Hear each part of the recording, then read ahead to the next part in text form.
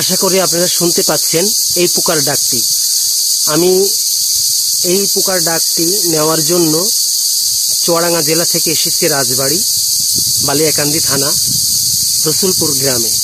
তা আপনাদের ভিতরে কেউ যদি জানেন যে আসলে এই পোকাটির নাম কি হতে পারে বা এই পোকাটি আসলে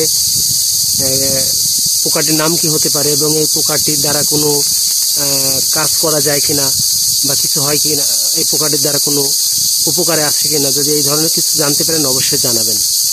এই পোকার সম্পর্কে যদি আপনারা কেউ জেনে থাকেন অবশ্যই কমেন্টের মাধ্যমে জানিয়ে দিবেন। শুনতে পাচ্ছেন বিকট আওয়াজ, আস্তে আস্তে কিন্তু সাউন্ড বেড়েই যাচ্ছে।